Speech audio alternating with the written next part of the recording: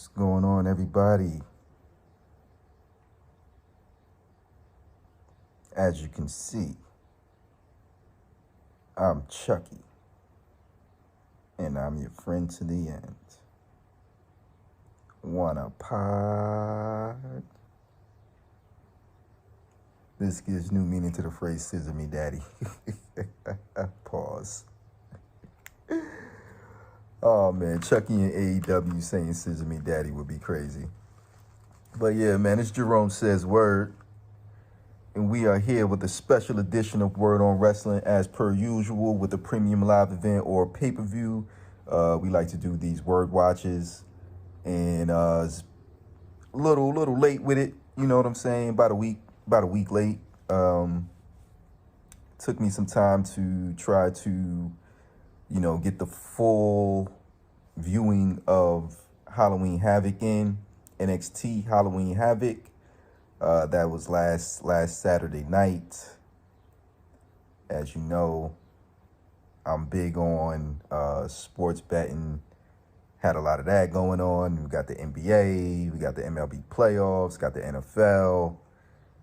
Yeah, man, got a lot going on. Got a lot of other shows going on. I really haven't tapped into those. Just been trying to play catch up.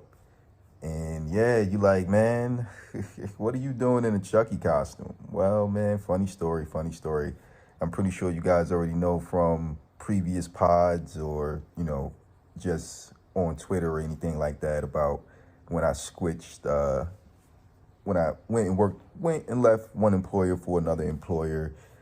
I was with the group that I was in, which I got a promotion, so I'm in another group now, so guess what? Another Halloween costume's coming up on Monday. So this was last year's Halloween costume for the group that I was in. They roped me into it, man. And I'm not a hard guy to get roped into things that feel like they're going to be fun. And yeah, they were supposed to be Girl Scouts. I was going to be a Boy Scout. Their Girl Scout costumes didn't come in. They went looking for costumes that would be a good group costume. And there you have it. And it just so happens that Chucky's been putting his soul in a whole bunch of different dolls. So, an army of Chuckies were working in the office last year. And yeah, man, so I'm in another group this year. So we're going to have something cooked up for Monday. I'm working on mine. I got like one piece. I gotta take a look and see, how I can wordify, the costume. I got like the main piece, and that was just like putting the rest of it together. I wasn't able to get a full costume for what I'm gonna be on Monday. And yeah, man, in my head, it's a pretty cool costume.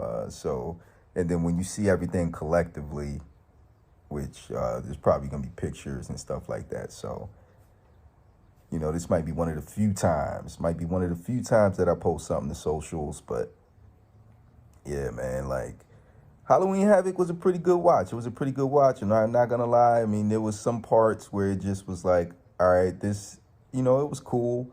I listened to a few pods where, they were talking about some of the matches and things like that. And people gave their feelings, like Black Announce Table, the A Show.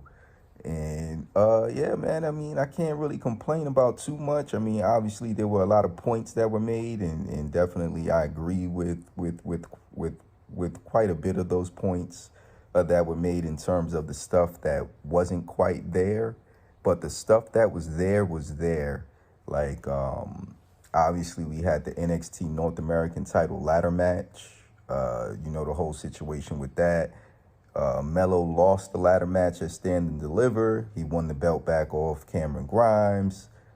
He was beating people left and right, including main roster stars like Ricochet. And then, yeah, I mean, he tried to get the one up.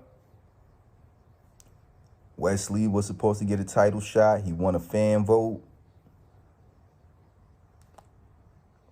Carmelo Hayes and Trick Williams pulled up on him, got him out the situation. So it was like, all right, ain't gonna be no match. Solo Sikoa's music hit.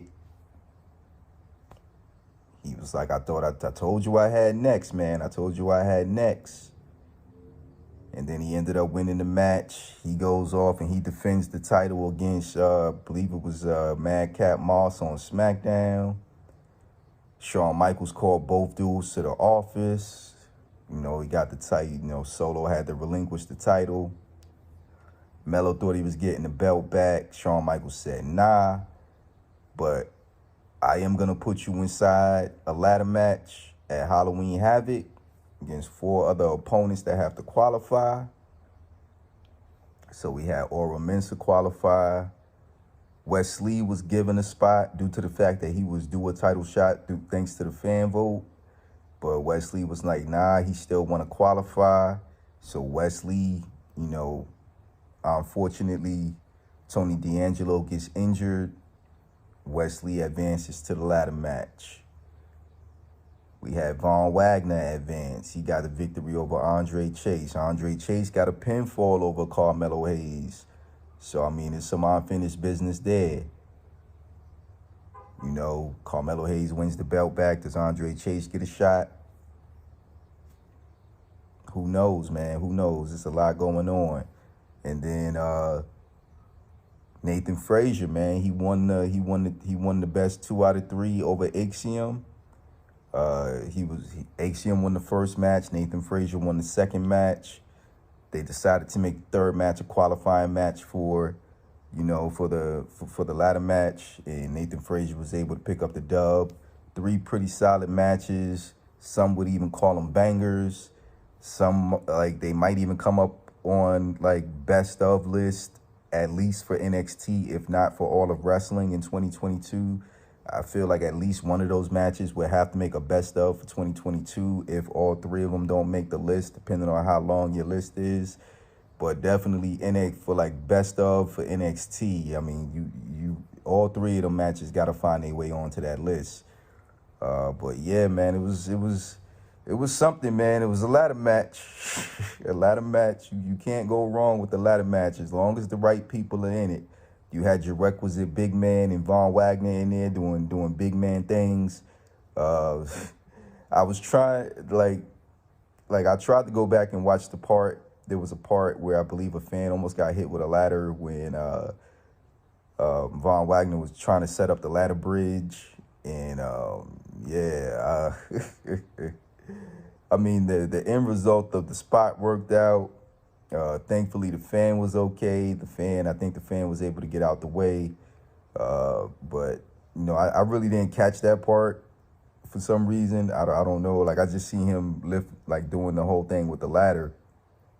But I wasn't looking in the crowd or whatever. So, like, there was the one dude that was there that was, like, kind of like giving, like, Von Wagner kind of, like, the thumbs up, like, cool. Like, yeah, the ladder's in place or whatever. But I didn't really see more over to the left or whatever. But I think a fan, like, from what everybody was saying, there was a fan that was, like, because it was something, Von, he was having some difficulties with the ladder. Excuse my headphones, Bluetooth headphones, as I'm also recording the audio for Word on Wrestling episode number 26. So we're really trying to get this thing going. And so the Word Watch portion is just going to be for Halloween Havoc, but definitely if you want to hear more about NXT Tag Team Title Tuesday, as well as AEW Dynamite, NXT Level Up, and AEW Rampage, as well as any other things that we discuss, like the conclusion of the AEW Brawl Out investigation, you know, CM Punk, Ace Steel, The Elite, Kenny Omega, Young Bucks, Matt and Nick Jackson, the homie Larry, Justice for Larry. That's another unfortunate event. And, you know, the end results are even more, I mean, the dog that's the most unfortunate part of it all. And then, obviously, the unfortunate results of, what transpired and, everything like that. We'll get into that on the audio portion of this. But yeah, man, the homie Chucky, man, he came through with the intro, talking about a lot of like, highlighting the matches, to go through it. Obviously we had the NXT North American title match, ladder match, had the casket match, which I'll get into that on the pre-show. They did the spin the wheel, make the deal. There were 2 spin the wheel, make the deal matches. Cora Jade and Roxanne Perez, and then Grayson Waller and Apollo Crews. So they spun the wheel to make the deal, and then obviously they had the whole pick your poison. Roxanne pulled up to SmackDown, picked Raquel Rodriguez. Cora Jade followed suit by pulling up to Monday Night Raw. She picked Rhea Ripley. Rhea and Raquel both pulled up to NXT to to wrestle Cora Jade and Roxanne Perez respectively. Rhea versus Roxanne and Raquel versus Cora. And they spun the wheel on the Grayson Waller effect, and the wheel landed on a Weapons Wild match. Then on the pre-show, we had the wheel get spun for Waller versus Cruz, Grayson versus Apollo Cruz versus Grayson Waller. And, Grayson was trying to get a coal miner's glove match. And we were close. We were probably maybe this close to getting a blindfold match, but it went past the blindfold match and it landed on a casket match. So, and in addition to that, of course, we had the two main titles on the line, with Mandy Rose defending the NXT Women's Championship against Alba Fire, the former KLR, aka Kaylee Ray, but Alba Fire, or Alba Fry, as the homie JC Jane likes to call her. But yeah, so, pretty decent show, pretty nice watch.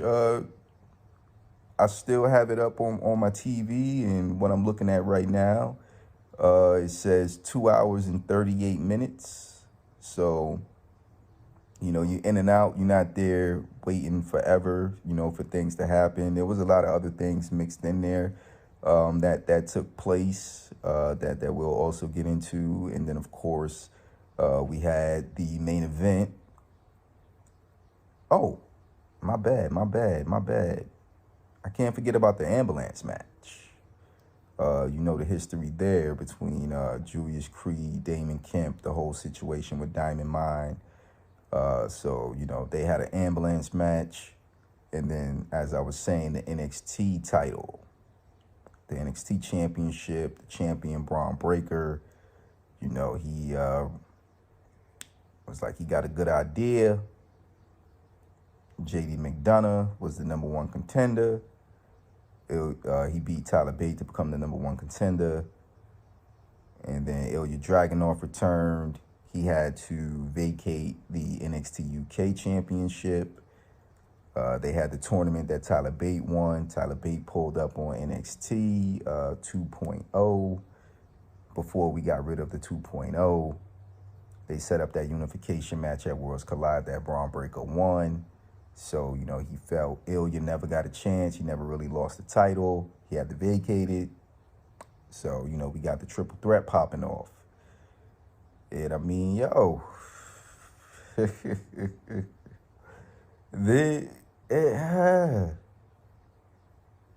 I don't even know, like, what the match of the night would be. Like, honestly, me personally, would have to lean toward the NXT North American Championship ladder match. The triple threat went crazy. The ambulance match went crazy. The other two matches, you know, the weapons wild and in the cage match, the two spin the wheel make the deal matches, they were cool. They were cool in and of itself. You know, no complaints. I can't really complain about too much. But, you know, there was certain things in there where it just was like, all right, you know, it was what it was. It is what it is.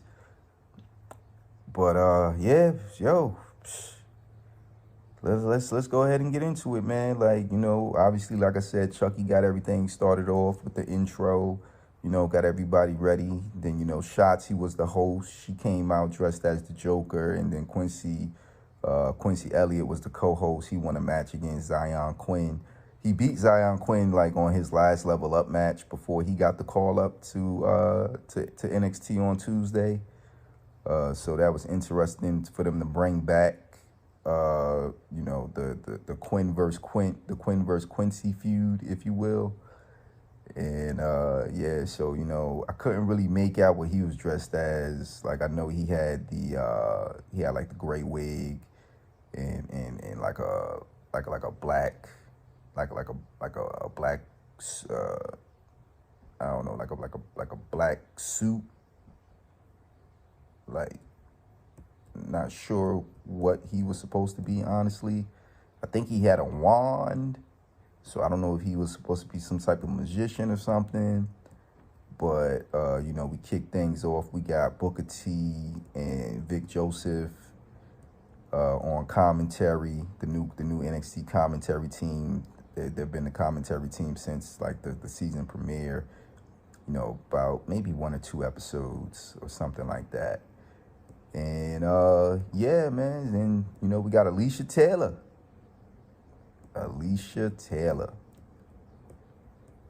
as the ring announcer. And then of course Mackenzie Mitchell as the backstage interviewer. And then yeah, so we get into the ladder match. And yo, the ladder match went crazy. The ladder match gets a word. That's a WORD, all capital, caps lock on with the exclamation point. I even would go as far as throwing a couple of more exclamation points on there. I mean, the one thing where, you know, Von Wagner with that ladder, when he was setting up the ladder bridge between the apron and the barricade, and then, you know, you had Aura Mensa, man. I don't know what he was trying to do, but I think it was like one of those deals where it was like, okay, this spot has been done before. Where you probably seen it in other multi-man matches. Maybe Shelton might have pulled it off. And trying to think of who else was I thinking of? Ricochet, maybe, where the ladder is getting tipped over while you're on it, and then what you do to save yourself from falling is you jump to the top rope, and then you jump from the top rope to the outside onto whoever's on the outside. So I imagine what Aura Mensa must have been trying to do, being that spot has been done before, he tried to go straight off the ladder to the outside. And it didn't quite work out. Like, the guys on the outside tried to save it. Those were probably like the two things that happened in the match where it just was like, but like typically at that point it's like, okay, either the match is gonna suck from here on out. You know, thankfully nobody got hurt in that spot. Like I said, the guys on the outside tried to save it. They kind of got closer to the ring. And then, you know, you get your domino effect where everybody falls and, you know, not necessarily everybody gets hit. So, I mean, that was like a little little speed bump. It didn't totally derail the match. They were able to pick back up. We had a lot of people teaming up on people. Like it started off like Trick introduced Mello. Mello came out. The bell rung, and then everybody was kind of just like standing there because you have some of the ladder matches. They'll go into a regular wrestling match, and then eventually at some point somebody will start trying to go get a ladder, or they'll do the spot at the beginning where everybody will try to run and go get a ladder. So Mello's like, all right, y'all ain't trying to do nothing. All right, I'm gonna go get this ladder. So Mello tried to exit the ring, and then that's when everybody kind of like got into it. And so Nathan Frazier was going crazy. He was like, I feel like he was like the highlight, the highlight guy in the match for the most part. Mello was there. I mean, Mello was doing his thing. I really didn't see any like real signature like standout stuff from Mello. Like, I mean, he was doing his thing like as per usual. He took a lot of offense from a lot of the guys. So I guess that was his role for this particular match. Like, he did have his moments. Like one of the big moments was where he got, or I want to say it was Aura Mensa, where Trick Williams had a ladder. So then Mello, he did his springboard, no look leg drop. And what ended up happening was Oro ended up getting knocked onto the ladder, and Trick was holding the ladder, and then Mello comes off the middle rope with the no look leg drop onto Oro, who was laying on the ladder. Trick holding the ladder, basically keeping Oro in place. And then, like I said, he was taking a lot of offense. Like he tried to do it again onto Nathan Frazier. But like I said, Nathan Frazier was going crazy. Nathan Frazier jumps onto the middle rope with Carmelo and does like a kind of like a Spanish fly, except for they're not facing each other. They were like side by side, and he flips over, and boom, they both land on the ladder. What else? Oh yeah, of course, the ladder bridge spot. Like Von Wagner went and got a bigger ladder. He set it up. Obviously, there was the issue with the fan and everything like that. And then Wes Lee comes and kicks. He kicks Von Wagner. That puts Von Wagner in position on top of the ladder bridge. You're thinking that Wes Lee is about to do something else, but Nathan Frazier comes off the top rope or the ring post, wherever he was situated at. He came off that bad boy with a frog splash, and he frog splashes Von Wagner through the ladder bridge, breaks the ladder, boom. Like, yo, like, come on, yo. Like, Nathan Frazier was going dummy, son. Like he was on one.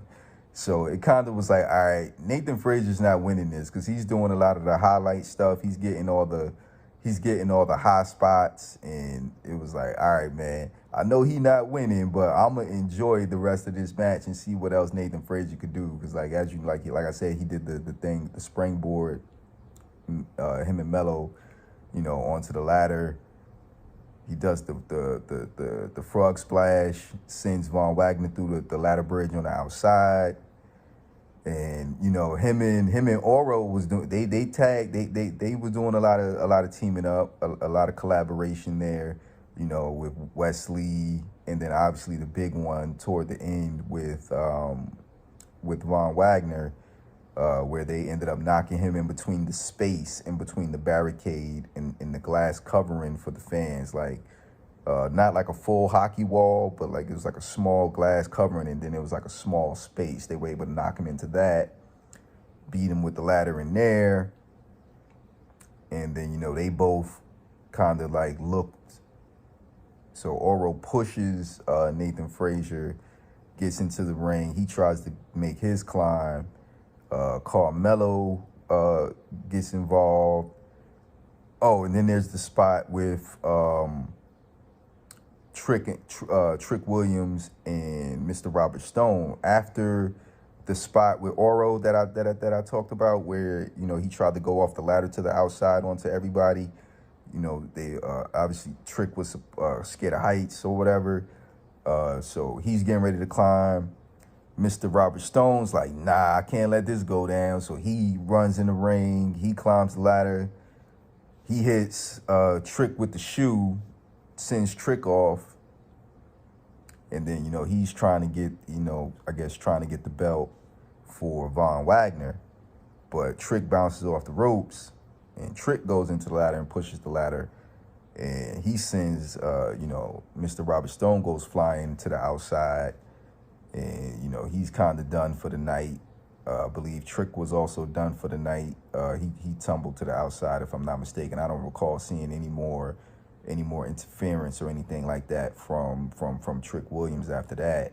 But yeah, man, Melo stops Oro from getting to the title. And because basically what he did was he set up a ladder bridge between the rope and the ladder. And, tried to, he ended up stopping Oro. And he made his climb up. And then there was a ladder on the outside that was, like, leaning against the ropes in the ring apron. And Wesley utilizes that to kind of, make his way back into the ring. Not like a full run like how Shelton did at WrestleMania for Money in the Bank. It was either Money in the Bank or Intercontinental title ladder match. I want to say it was Money in the Bank, where he runs up.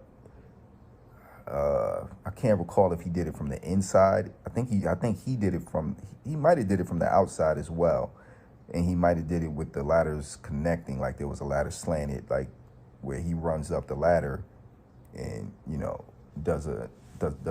did a move, and that's probably one of the. I think it might have been like a moonsault or a swanton type of deal, where he like front flipped like a layout front flip off the ladder, like a swanton, I guess you could say, to the outside. But yeah, like Wesley, he did it. He came up from the outside, and then I don't remember if he just came straight out off the ladder or if he like did a springboard from the top rope, and he hits a forearm like into Melo's back to stop Melo from climbing to get the belt. And then eventually, they go at it. They fight over by the ladder bridge because the bottom kind of got knocked off of the rope. So they both kind of fight, and you kind of see them, and they fix the ladder. So then Wesley starts trying to climb up after he gets the advantage. Melo starts scooting closer to try to, stop him. And then Wesley looks at the belt. He looks at Melo, hits him with a Meteora, and almost wiped himself out. Like, he almost went flying over the ropes, but he catches himself. He's able to get back in the ring. And then as Melo is kind of like laying on the ladder, like by that time the ladder dropped off of being connected to the other ladder, but it's still like slanted, I guess, onto the rope, and he's like reaching out. Like, it's like a last ditch effort. It's like there's really nothing you can do at that point. But, he's like, as, Wesley climbs up. And then unlike what other people do, where they go and they gotta get all the way to the top, and, they gotta hold on to the hanger or whatever, the hook, and then like take the belt. Like he just, you know what I'm saying? He reached up, he unhooked the straps. And yeah, man, we got a new North American new NXT North American champion, Wes Lee. Like, honestly, I didn't expect Wesley to get the dub. I thought, because there was a part where before Wesley runs up that ladder to stop Carmelo, Von Wagner, man, like, if you watch NXT, you've probably seen it where he took Ike Manjuro, and I believe he may have also did it to Kushida, but the Ike Manjuro one sticks out because he threw him into the crowd. So what he ends up doing this time is he picked up Wes Lee and he chucked him from the ring onto the announce table. Boom. And then Wesley tumbled at, like, basically at the feet of where Booker T and Vic Joseph would have been. And he was done for. Like, I thought that was it. Like, I didn't think there was any way for Von Wagner to win the match. Like, obviously, like, I figured it was going to come down to Carmelo Hayes and Wes Lee, which it did. But my prediction was that Carmelo Hayes was going to win it because he lost the last ladder match. So, I mean, this is, like, he really hasn't lost the North American title in, like, I guess, clean fashion. I mean, the ladder match, this is as clean as you're going to get, losing inside of a ladder match. But the fact that Cameron Grimes won the first one, I believe this was the third one, but Cameron Grimes, he won the second one at Stand and Deliver as far as ladder matches for the NXT North American title. And it just was like, okay, Melo has to retain, and then, he has to hold that belt for as long as, like, I mean, he already held it for a while, even though he did, like I said, he lost it inside the ladder match to Cameron Grimes, and then he lost it inside of a match that wasn't sanctioned to Solo Sikoa. So I figured he was going to get the belt back, go on a decent run till WrestleMania weekend, and then, no matter what they call it, whether they was going to call it NXT TakeOver Hollywood or TakeOver Los Angeles, TakeOver Stand and Deliver or Stand and Deliver, I definitely was thinking like, oh, okay, like this is, going to line up for maybe Braun Breaker versus Carmelo Hayes at WrestleMania weekend. But, Wes Lee was able to get it, man. And, Wes Lee been through a lot. I mean, a lot of unfortunate situations and things like that. His tag team partner got in trouble while they were, like, right as they won back the NXT tag team titles, and then they ended up having to vacate those titles. So I didn't know how much they were planning to do with Wes Lee. I thought we were getting ready to get a Wes Lee or Raminsa tag team, and for them to go and give a run to try to get the tag titles, but obviously inside the match, Ora Mensah was doing a lot of teaming with Nathan Frazier. Now, I don't know if they're going to go ahead and tag those guys together, because then you also have the Nathan Frazier HCM dynamic. HCM definitely, I don't know if it was on the show or if it was on NXT or if it was on the pre-show, but they did a thing with him and Nathan Frazier where he congratulated Nathan Frazier on winning the 2 out of 3, and that he was going to be rooting for Nathan Frazier to win the ladder match. But, that didn't come to pass. Wes Lee, man, salutes to you. You deserve it. As the crowd, we'll talk about, as, the crowd, I believe they chanted it at Halloween Havoc, but they definitely chanted it on NXT Tag Team Title Tuesday, which we'll go ahead and get into later. Up next, we had the casket get brought out for the casket match. Like I said, on the pre-show, they spin the wheel, make the deal. We were close to getting a blindfold match, and then we went to a message from Alba Fire from that Friday night, where she told Mandy Rose to pull up. She was at the haunted house.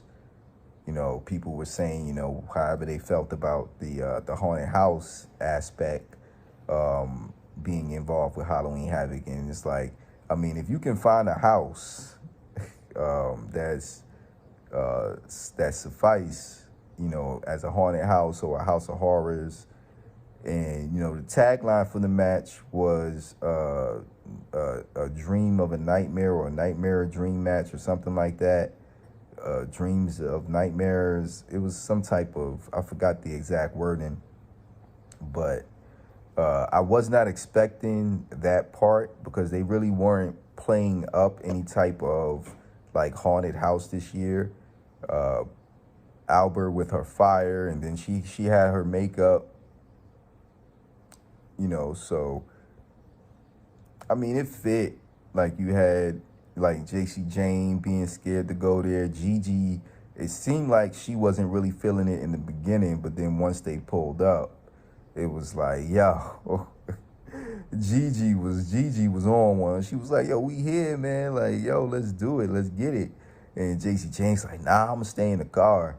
And Gigi like, nah, stop being scared, yo. Let's go. Like she was hype. She was hype when they got to that haunted house, or House of Horrors, however you want to classify that.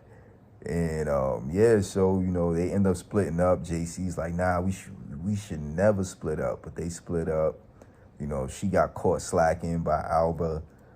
And then, Gigi, she was chilling. I think she seen Chucky in the building, or whoever it was that was at the table with the, a bunch of other ghouls and, ghosts or whatever, different things, zombies, however you want to classify the different. Like, I forgot who all was actually there, but, she's like, oh, y'all having a tea party. And then, Alba pulled up behind her. Alba took care of her business. Then we went to Mandy Rose, and Mandy Rose was, at the piano, whatever. It looked like there was a key that she could have pressed. I don't know if that was like planned, intentional, but obviously, like, there always seems to be like a piano, and it's like the one key that's out of place. So I thought she was going to press that key to see what happened, but I don't recall her pressing that key. But yeah, Alba gets the advantage, and then, she ends up driving off with Mandy, like she's done on quite a few occasions. And then we head back to, the performance center. Alba's got abducted Mandy again. And like I said, if I didn't say it, excuse me, they brought the casket out for the casket match. So, we get ready to get that. And I mean, it was what it was. Like, I really didn't have any type of, like, main issues with that or anything like that. Of course, like I said, the ghoulishly lovely Alicia Taylor, she was in the ring, and she did the introductions and announced that it was going to be a casket match. This was the first official casket match in NXT history. And, Apollo and Grayson, they did their thing. It was what it was. Like, a lot of people, maybe not a lot of people, but, a couple of people that I listened to, they weren't really feeling this match. And it was even considered to be the worst match of the night. But I think that was like some personal beef between, the people that said that. Shout outs to the Black Announce Table, Cody Dre, Sky High Eve. I don't think Miss Suku was in the building for that one. But we end up getting like a spot where Apollo Crews is trying to do like a superplex to the outside onto Grayson Waller. But yeah, Grayson, because he was playing up the whole eye thing, which that's why I was kind of surprised. But I guess they figured, like, if we're doing spin the wheel, make the deal, it can't be a blindfold match. But they did tease that it could potentially be one. But yeah, there was a part where I believe Apollo drops Grayson onto the announce table, and then Grayson grabbed Vic Joseph's pen. I believe it was Vic Joseph's pen. If it wasn't Vic, then it was Booker T's. But I want to say it was Vic Joseph's, because I believe he was the one that made mention of it. Like, yo, he's got my pen or whatever. So, excuse me. I'm trying. I mean, I got the headphones on, but I really didn't want to have the headphones in the shot. I kind of wanted you to get the full Chucky. I probably look more like Hook with this getup. As far as the hair, like Hook if he had Gigi Dolan hair, Gigi Dolan colored hair. But yeah, so You know, he grabbed the pin. I believe he might have hit Apollo in the eye with the pin. But yeah, going to the spot. He's getting ready to do the superplex. Grayson goes to his eyes again. And then I believe he might have pushed Apollo Crews. So then Apollo Crews lands on top of the casket. The casket was closed. So he lands on top of the casket, busts through the casket. And Grayson thinks he's won. The refs, they were kind of confused for a sec. And then they're like, no, man. Yo, you have to put him in the casket and close the lid, da-da-da-da-da. So it's like, all right, what are they gonna do right now? Like they gotta do, like, we need another casket. So I'm thinking maybe like another casket is gonna come out or something like that, like a more traditional casket versus the wooden casket, just like, you know, a regular casket. But you know, the lights go out, and then, you know, Apollo Crew, and they come back on. Apollo Crews isn't there, and then you see him come out with the Druids. The Druids came out with the first casket or whatever. But, you know, this time Apollo Crews is in front of them. They come out with another casket, a better casket, which that was probably one of my things with this match where I just was like, all right, well, I know you guys, I guess you guys wanted to do that whole spot where, you know, the casket breaks and then you gotta bring in another casket. But why wouldn't you have a similar casket? Instead, they bring out this bigger casket, you know, with, you know, like velvet inline and stuff like that. And like, I was like, well, I mean, in my head, I'm like, why didn't y'all start with this casket in the first place? So that probably was like the one thing that, if I had to nitpick anything about, if I had to nitpick anything about that match for the most part, it would have been that. Like Apollo tried to hit Grayson with the steel steps. He had like his face on like the bottom of the step, on the bottom step, because he like pulled the top off the top of the steel ring steps. He pulled it up like how you can pull it apart, and he was going to like decapitate or, you know, guillotine with that part onto Grayson, onto the base of the steel steps. But Grayson was able to avoid it. And then eventually both of them are fighting inside the bigger casket. You know, Grayson tries to escape. Apollo grabs him. They end up on the outside. They trading blows, trading punches, doing this, that, and the third.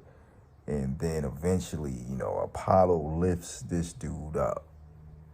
And I guess, I don't know if it's a sidewalk slam or some type of power bomb type of deal.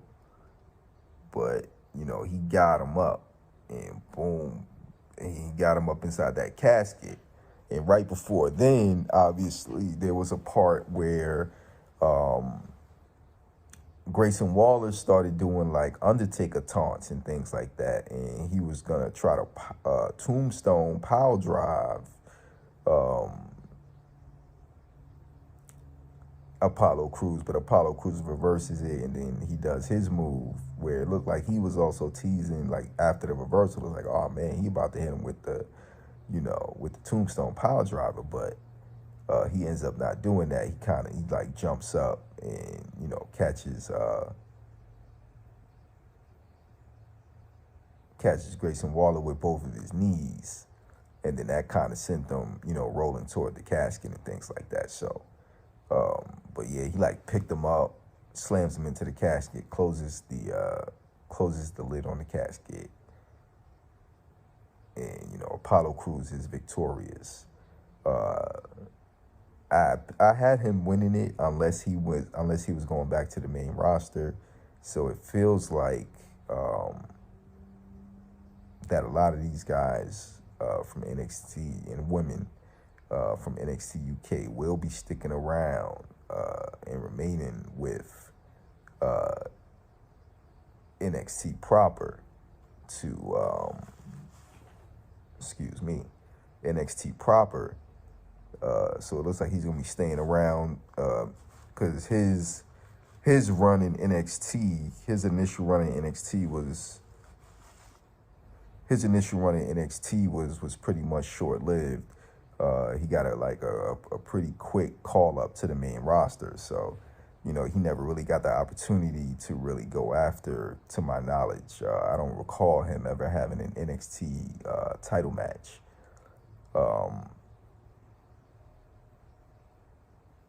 But yeah, you know, he picked up the win, so definitely that I feel like he's gonna be staying around. Uh, we had Chase U, you know, welcoming the new transfer student Duke Hudson, and you know, as per usual, Andre Chase went off on people, uh, and it just was one of them deals. It just was like, okay, like what's the situation? What's going on? But yeah, Apollo, you know, he got Bodie Heyman. I mean, excuse me, Bodie Haywood. You know, he told Andre Chase that he does not trust Duke Hudson, and you know, he that he's gonna do better on Tuesday because he tried to answer a question. He blurted out two answers at different points, like almost back to back. And you know, Andre Chase was like, nah, it's like that's not the right answer or whatever. And then you know,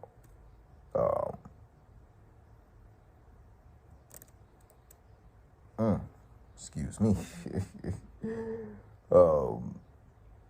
that's when Duke Hudson, and you know, he gives the answer. You know, he gives the correct answer and everything like that. And I guess we'll be seeing how that plays out on Tuesdays going forward. And then we got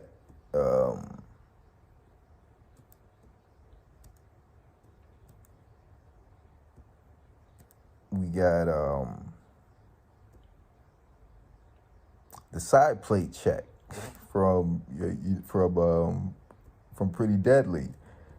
Then they're talking about their match on Tuesday, and then the women's tag champs come up, Katana Chance and Kaden Carter, talking about, you calling yourselves the most dominant tag team in NXT, and you know, they're like that they disagree. Uh, so you know, it was what it was. We'll see both tag teams defend their titles on Tag Team Title Tuesday. Because, I mean, if you add those two matches onto the card, then, yeah, I feel like you hit the 3 hour plus mark. So, you know, keeping those to Tuesday definitely gives you something to come back for, which apparently the people did come back for. I believe they were over 700,000. I would have to double check what I would have to double check what else anybody else could have possibly been. So then we go to Roxanne Perez and Cora Jade inside of their Weapons Wild match, and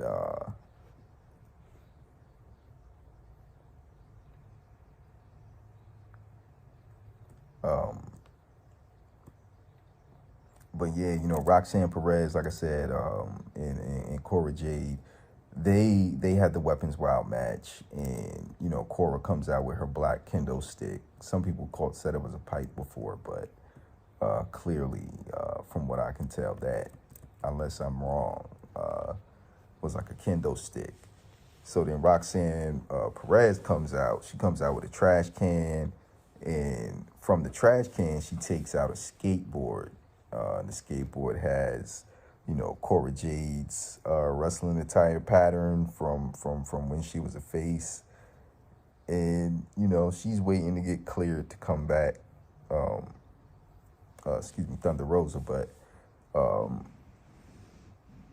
it wasn't as, I guess, like visually, it wasn't as violent as, you know, you would think a Weapons Wild match would be. So that was probably like the one thing that I nitpick about this match. It was like, because there were times where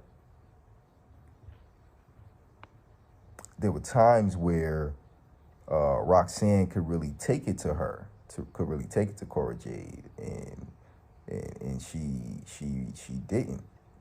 Like with the rope, she didn't really. It's like I don't know what it was, but when she was using like the skateboard, it was great. It was like, okay, she's using this skateboard, and then eventually, like, she got Cora inside the ring on the skateboard, and she pushes the skateboard out the ring, and then she dove onto Cora, and then you know, Cora Jade runs away, and they head up to like the balcony or the perch or whatever that's in there inside the performance center. I'm like that's where I want to say I believe that's where Mello. I mean, excuse me, not Mello. That's where Trick was when he introduced. I could be wrong, but I believe that's where he was when he introduced Carmelo Hayes, and then obviously we had like William Regal with his War Games from up there at one time. So that place does get a lot of usage, gets a lot of mileage, and it's just like, all right, cool, like, but she had a part with the rope where you're thinking she's gonna choke Cora Jade with the rope, and doesn't quite do it, so it kind of was like, all right, but the story that they were telling was amazing. It just was like, I just wish the actual violence, like for a weapons wild match, I definitely wish there was a little more violence. But they did decide to they got kind of violent for the finish though, because like Cora Jade tells Roxanne, I was never your friend, and then she looks like she's about to DDT.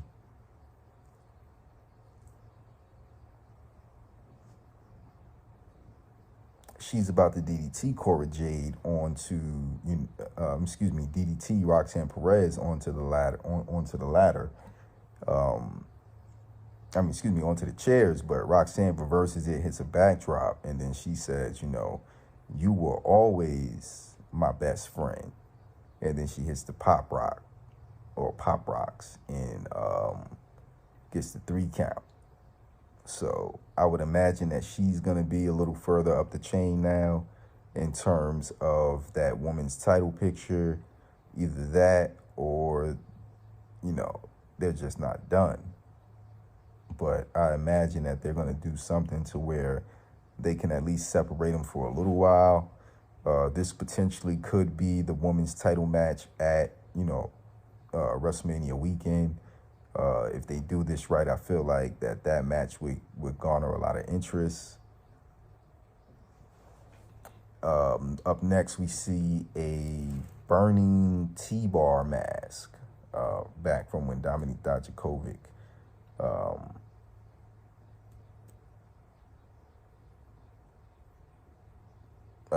like one of those ladies has to be the one to get the title next off of Mandy Rose, and then you can kind of take it from there.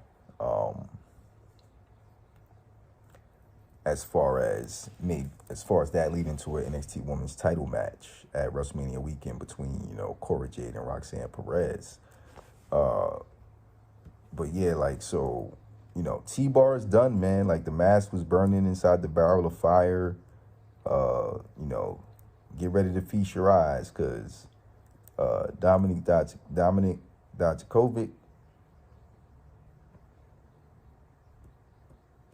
yeah, man, dude is nice. If I failed to mention it, they did do a spot where they came off of like that perch or that balcony, because Cora Jade lifts the railing, and then both of them end up falling off, or jumping off, or whatever it was that they do through a table until we got to that finish. We had Shotzi come back out dressed as Beetlejuice. Quincy Elliott came back out dressed as a banana. And then Last Legend, she won with it. Lash Legend was like, yo, I should be the host, not this, Green Goblin that you guys brought back from the main roster or whatever. And, they're like, yo, well, do it. But I don't think that's something that would be able to be done.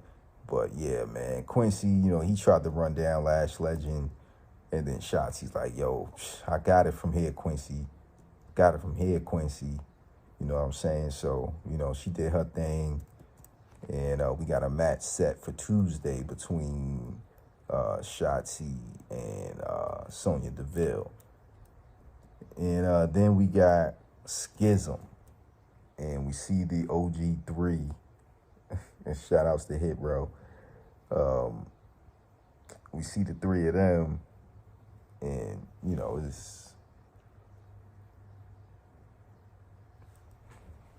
it's somebody with a red hoodie, man, and everybody was saying it's a woman.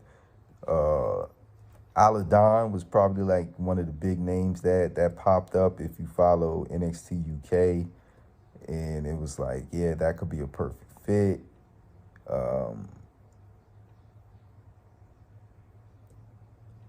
But yeah, like the red hoodie, the red hood, she's gonna reveal herself, or he's gonna reveal himself on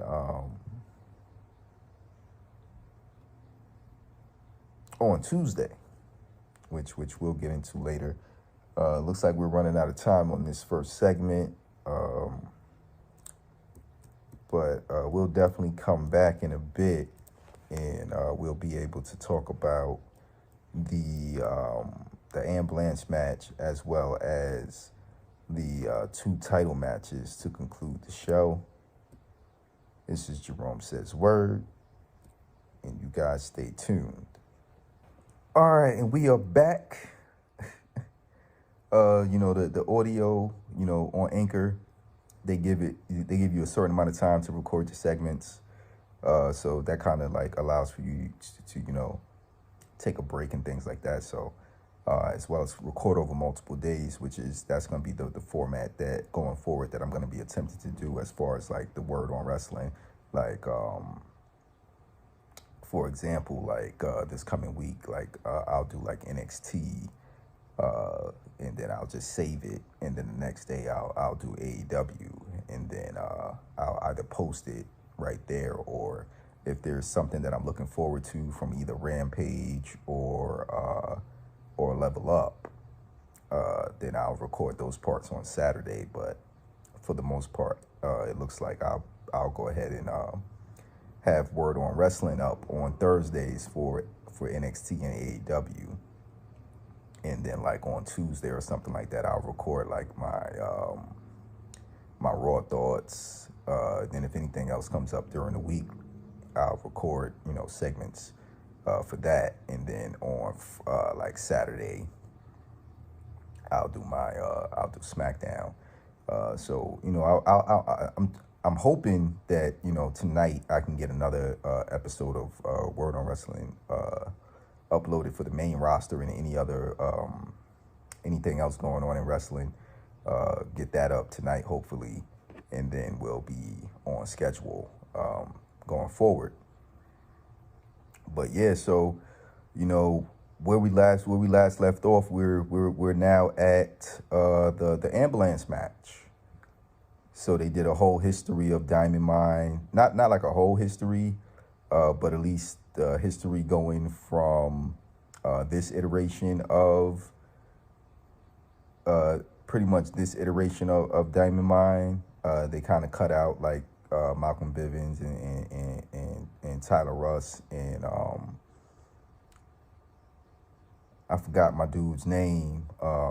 Japanese guy. He was like a coach or a trainer in NXT. So they kind of cut out that part. They just talked about, Roger Strong being the first person to bring gold into the Diamond Mine when he won the Cruiserweight title. And then, Ivy Now got added to the group. And then from there, we had Julius and Brutus Creed get added to the group. And then they won the Dusty Cup. And then they went in, they won the They won the tag titles. But I believe Damon Kemp gets added, and then they win the tag titles. I forgot the exact order of if they won the tag titles first or if Damon Kemp, excuse me, if Damon Kemp got added. But then, we had the whole thing where,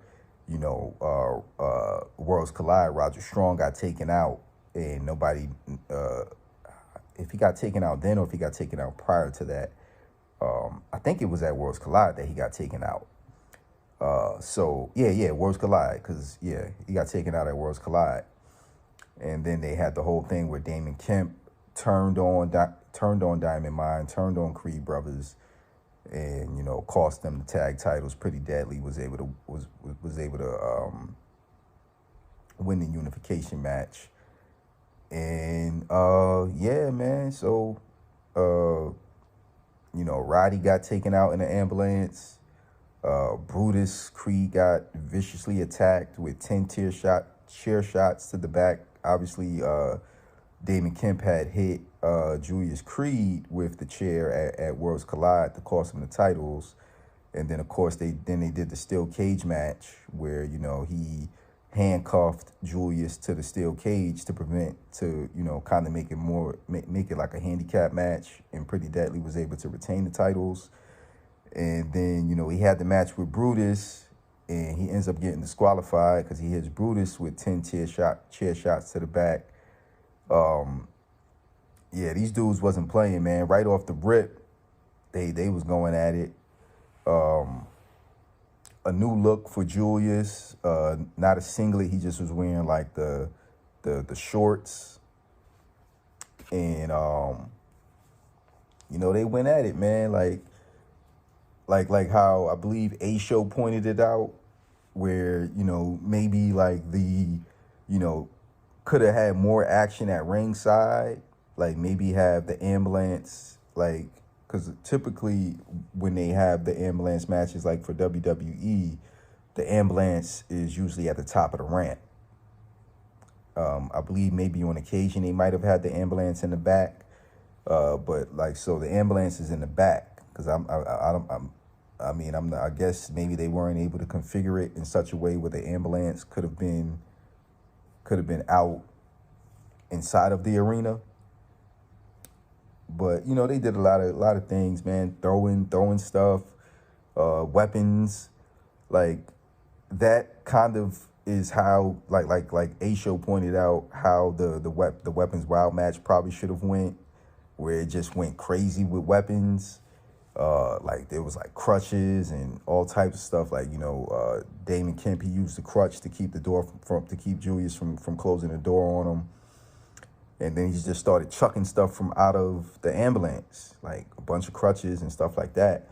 And then I believe, Julius, he was throwing things like, I think he threw like an office chair. It was pure mayhem. Like they were beating each other up, and like they were doing a lot of things like they were getting like slamming the ambulance door into each other's hands.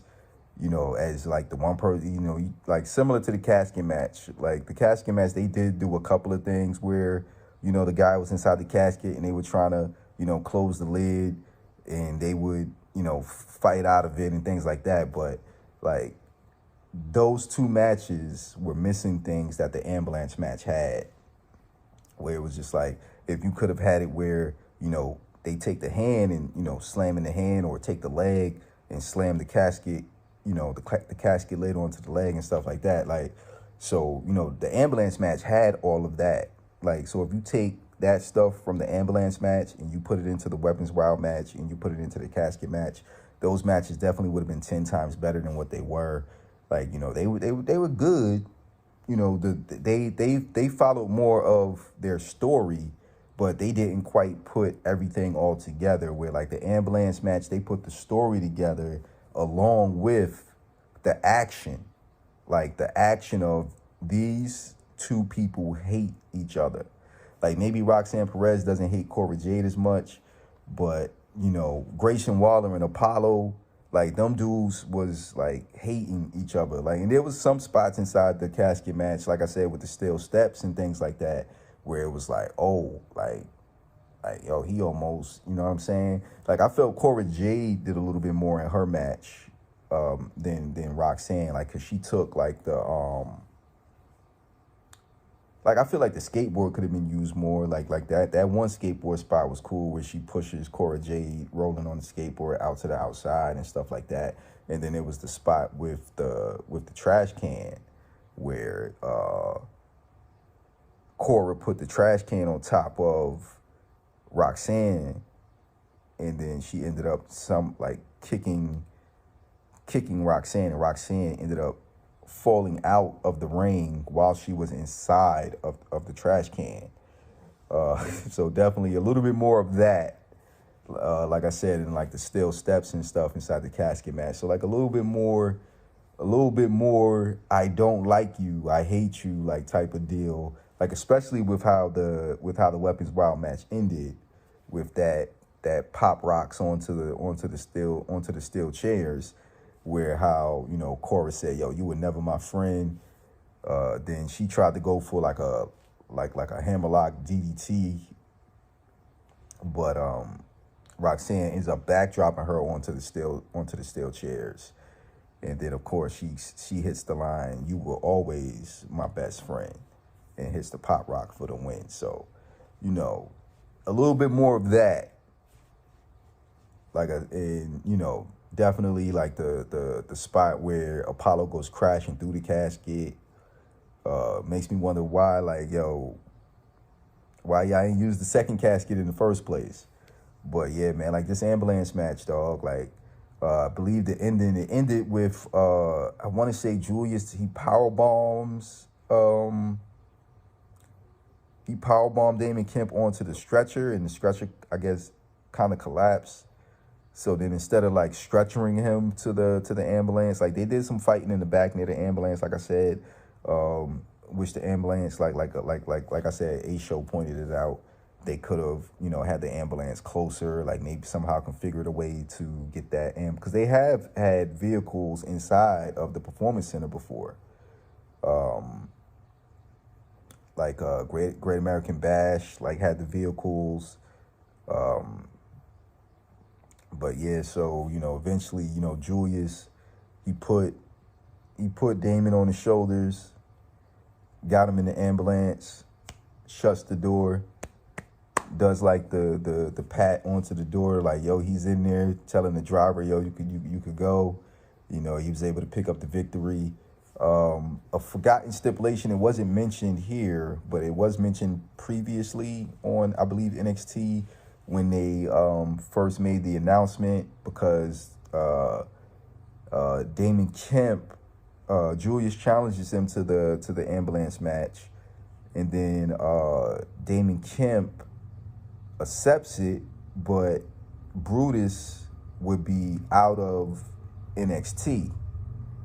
And then I believe at some point in there they make mention of, if Julius does beat Damon Kemp, then he's going to get 5 minutes. He's supposed to get 5 minutes with Damon Kemp.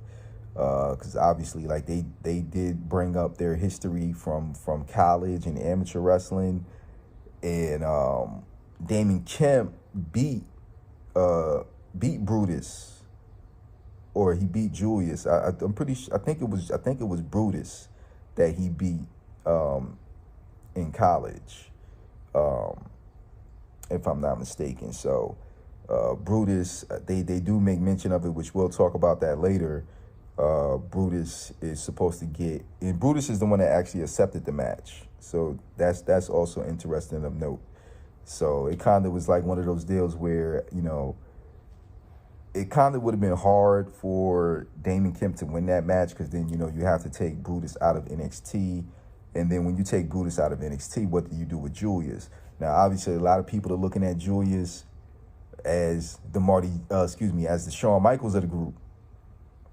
It happens with every tag team. Like, with how that breakup went down, it's like one of you is Shawn Michaels / The Miz, and one of you is Marty Jannetty / John Morrison, to give a more updated version of how tag team partners are compared.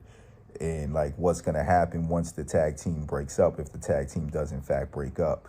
Like, what are their career trajectories? So obviously with the Rockers, you had Shawn Michaels. He went on to become one of the greatest of all time. Marty Jannetty, you know, the opportunities were there. Like, you know, he had the feud. He won the IC title off of Shawn, but then eventually he would go on to form the New Rockers, and I believe he won tag titles at one point as a member of the New Rockers. If he didn't, I stand corrected, but that's pretty much was where his career was. And then, of course, you got The Miz and Morrison. You know, Morrison did a lot outside of WWE, but inside the WWE, he kind of got capped at that intercontinental level. I believe he might have also been a United States champion, but Miz done won Money in the Bank. He's a two-time Grand Slam winner, two-time Money in the Bank cash-in, two Money in the Bank cash-ins. So it's kind of like, all right, everybody's, and then like they were doing it with Street Profits, but they're not doing it as much because, you know, Angelo Dawkins done heard people and he been doing his thing. So it's like, all right, this what you guys think about me? And, you know, and like he was doing his thing even before that, but the comparisons was always there with Montez is the Shawn or the Miz to Dawkins, Jannetty, or Morrison. So, you know, this is just the latest tag team where, you know, that comparison is coming out where it's like, oh, man, Brutus might have to go through the barbershop window. So it's just one of them type of deals, man, where it's like, all right. So, you know, Brutus be doing his thing, man, like the Brutus bomb or the cannonball or whatever, the Brutus ball, whatever it is that he do, the butter ball, whatever it is you want to call it. But Julia's been doing some things, man, like, Wade, watch this, and stuff like that. So, you know, he told Damon Kemp during that match, he said, yo, he said, I answer on the first call. He said, you ain't got to worry about getting the voicemail or whatever. And, you know, they just, you know, they went at it, man. They went at it. And like I said, Julius got the victory. So Brutus gets to stay in NXT. I imagine at some point we might circle back around to the Creed brothers and Pretty Deadly, or whoever, you know, whoever else is in tag title contention at the time. Like, obviously, you still got Briggs and Jensen. You still got Gallus. Unless Gallus is gone. I'm not sure if they're gone completely or not, but maybe they'll turn back up in NXT Europe. But I wouldn't rule out them popping back up in NXT. And, you know, you got Bladed and Nofe. That's getting a tag title shot on Tag Team Title Tuesday. You got Schism, aka, you know, the tag team there, the Dyad, the former Grizzled Young Veterans. Yeah, man, it's some teams there. There's some teams on NXT Level Up that we'll see. You know, we'll see how soon they can get to Tuesday. And then you got like partnerships that are being teased, like Quincy Elliott and Quincy Elliott and Hank, security guard Hank. And then, you know, it's just it should be a fun time. And then, you know, you never know when a main roster tag team can pull up. Or, you know, two people team up. Like I said, like HCM and Nathan Frazier, or Nathan Frazier and Oro Mensah, Wesley and Oro Mensah. Like, there's a lot of different combinations of things that can be done. And then you never know who can pull back up from NXT UK. Obviously, a lot of those guys got released. But, you know, it's not going to take much. Like, unless they're, like, super busy on the independents in Europe. Like, I don't think it'll take much. Like, if they want to come to the States, like, and Triple H has something for them, either during or prior to NXT Europe, you know, you could see, you know, some of those other people pulling back up. But yeah, as the ambulance is leaving, we get Alba Fire pulling back up. She pulls up to the arena with the ambulance left with Damon Kemp, and then Alba Fire drives up with Mandy Rose. She looks into the thing, but Mandy Rose isn't in there. And then when the camera pans, you see Mandy Rose kind of like on the ground, kind of like trying to scoot away, begging off from Alba Fire. They both end up inside the performance center. They get to the ring.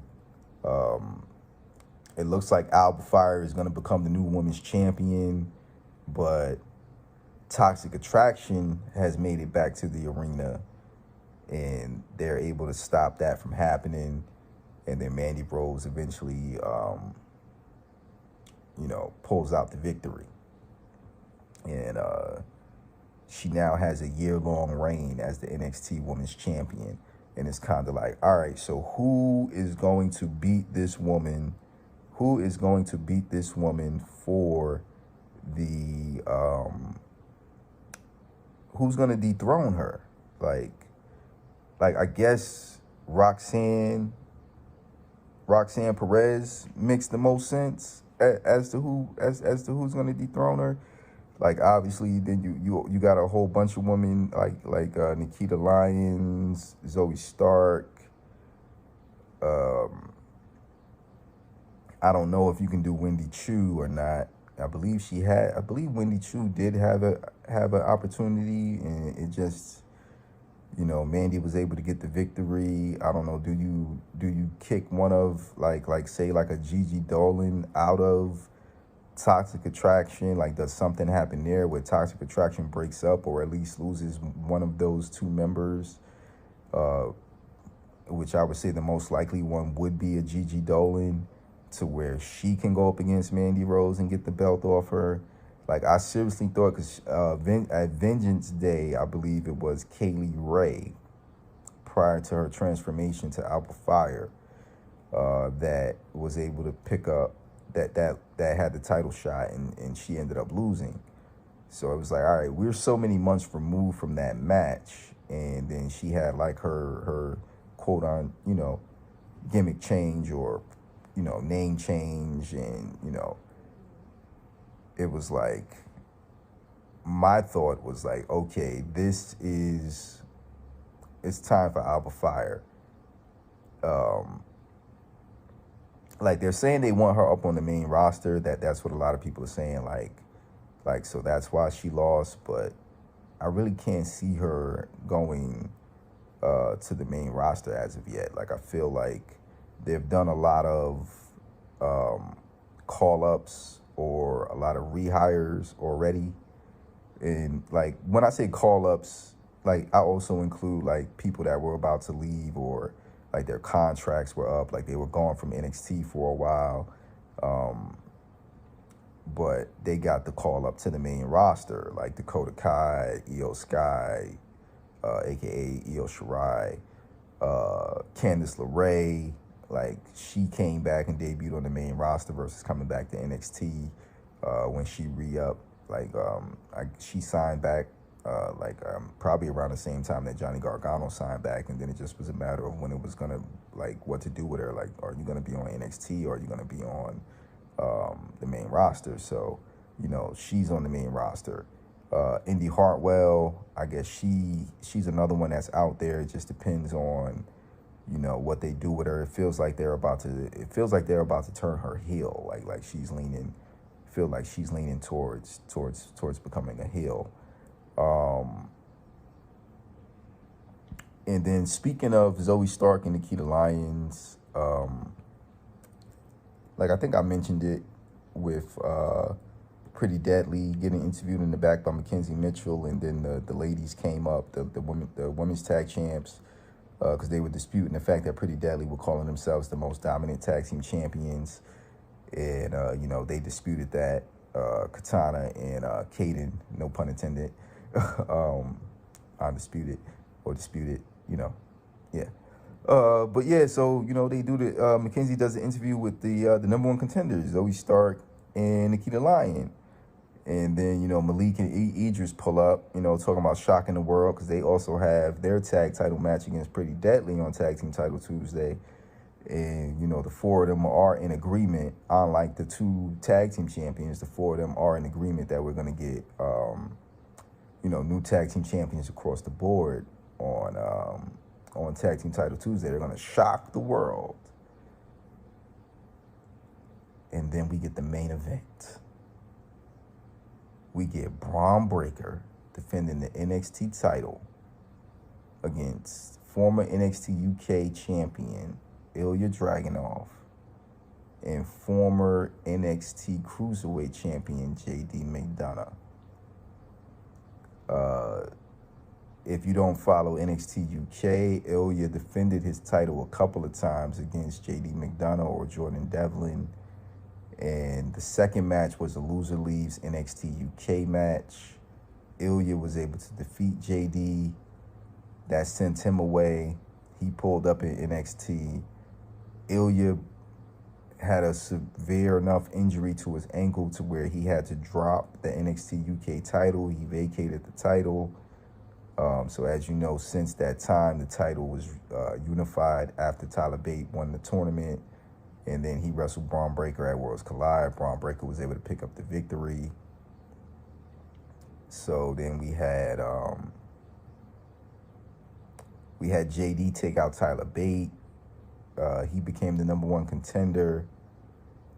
And then we had Ilya pull back up.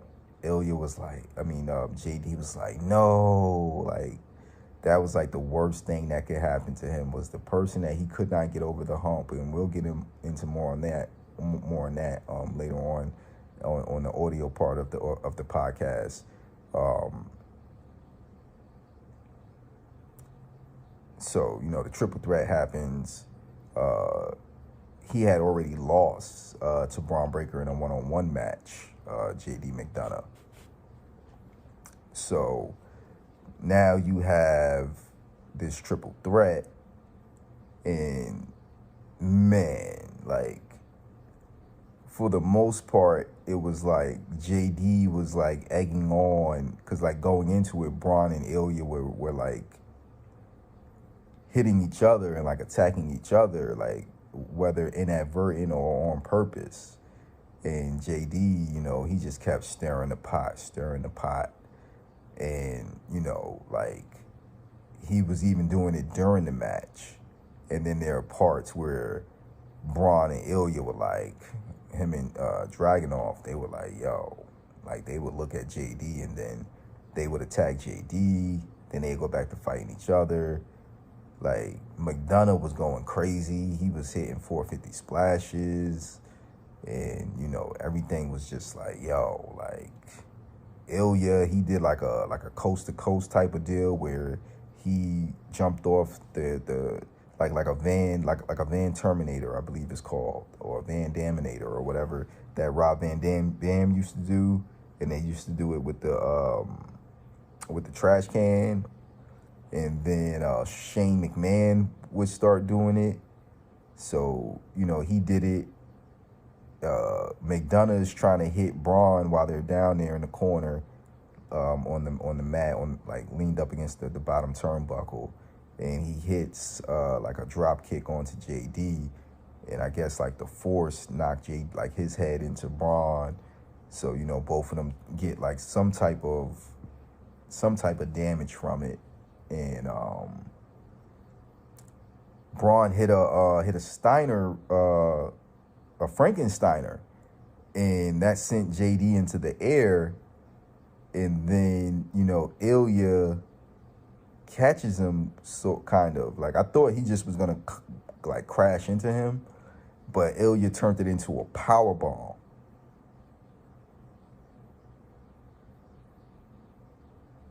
No, the video did not freeze at that point. That's just how I was just like, did that just happen? Because I thought he just was going to crash into him, but, like, he power bombed him. And then there was, like, a part on the outside where Ilya was, I guess he was, like, kind of like how, like, the different moves that people do when they run around the ring to gain momentum to get their opponent who's, like, on the other side. JD turned that into a Spanish fly on the outside. Man, and then he like started trying to go in on the ankle. Like he had him on the ring steps, and he was trying to, like he said he was gonna he was gonna end Ilya's career. He went and got a chair, and he was trying to use the chair because obviously triple threat, no countouts, no disqualifications. And then, we get toward the end of the match, all three of them are trading shots inside the ring. Like Ilya's chopping both of them. They both team up and get Ilya down, and then they start fighting again. Ilya gets back up. Like, man, it just was like a whole lot going on. Like, I forgot how they both get down on the mat, but Ilya and Braun are on the mat, and that's when JD came off with the 450. I'm not sure if I'm saying these spots in order or anything like that. It's just like the things that stood out to me in the match. He tried to get the pin. Ilya kicked out. Then he jumped on Braun, and Braun kicked out. Ilya, I think he hits. I want to say he hit the Torpedo Moscow on Braun, and then the ref's going to count the 3, and JD stopped the ref. Like, he grabbed the ref hands after the 2 before it can come down for the 3. And that pissed off Ilya. And then I believe the other spot was, I forgot exactly what happened, but Ilya does something to Braun, or Braun did something to Ilya, and then JD tried to roll Braun up, or tried to roll Ilya. I think he tried to roll Braun up, and he got like a 2 count. And then there was this, I think Braun hit the spear, I want to say, on Ilya. Or either Ilya hit the Moscow on Braun, and then JD comes in and chucks him out the ring and tries to get the pin. But yeah, I think Ilya hit something on Braun, and then JD threw him out the ring and tried to get the pin for himself. Man, like, yo, whew. Like, this was a match, man, but I still would have to give the ladder match the match of the night. And then eventually, Braun's able to get the victory, and JD's on the outside. He's not able to get in to break up the pin or stop the ref from counting this time. And, so, I mean, it's Saturday. If you watched NXT on Tuesday, you know that Ilya and JD wrestled. So I'm gonna definitely go back and watch that, and then come back with like I said, on the audio portion, we'll go ahead and get into everything like that, as well as the history of the two Ilya versus JD matches, Dragunov versus Devlin, those 2 matches, as well as Braun Breaker versus JD McDonough. Gonna go ahead and go back and check that out. I'm not sure if there were any other matches that Ilya and JD had in NXT UK, but definitely the 2 title matches we'll definitely tap into, kind of like a preview for Back to the NXT. But yeah, man, like, who's gonna beat Braun Breaker, man? Like right now, I still would peg it as Melo.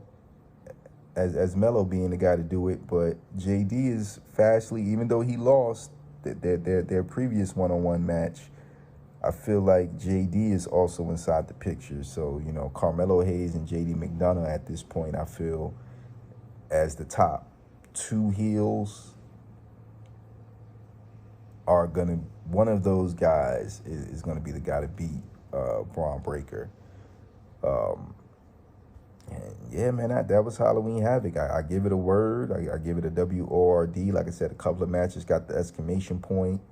A couple of matches got a WOR. And it's from what I saw, unless I didn't catch it correctly, the NXT ratings were up. They were above 700,000 for the post-Halloween Havoc show, the Tag Team Title Tuesday show. So definitely going to keep an eye on that and monitor that, which we'll also get into later. AEW was back on Wednesday. and they were back to their usual 900,000 to 1 million viewers. So I mean, time will tell if that's going to be sustainable, if they can get back to a solid million. Like their biggest time is from All Out to Grand Slam. I believe they might have had like 3, 4, 5 different weeks of shows during that time frame. That was that was actually over 1 million viewers. I could be wrong about that, but we're gonna go ahead and wrap this up, and then, like I said, we'll come back on the audio portion with everything else pertaining to NXT and AEW. Definitely go ahead and like this video, subscribe to the channel. You can leave a comment down below. Go ahead and share. Go ahead and share the video across your social medias. And you know, follow me on Twitter at Jerome Says Word. You can follow the podcast, which, you know, I'm still in the process of getting that more out there, at Word Exclaim, WORDEXCLAIM. And then the same thing on Instagram at Jerome Says Word. And then, of course, at Word Exclaimed. That's with an ED on the end. And yeah, man, thumb this video up. Like I said, like, subscribe, comment, and share. That's all I really ask of you to do for me. I would love to be in an opportunity to make money off these videos, but at the present time, it is what it is. I just do it because I like it, not because there's a monetary potential. But, you know, I'm not going to turn down making a couple of dollars for doing something that I love. So, you know, we'll see how this all goes. This is Jerome Says Word. If you're listening on the audio portion of this of the podcast, hashtag Word on Wrestling or Word on Wrestling, definitely stay tuned, because we're going to have more to talk about. As far as you guys watching the video, this is Jerome Says Word, and I'm out.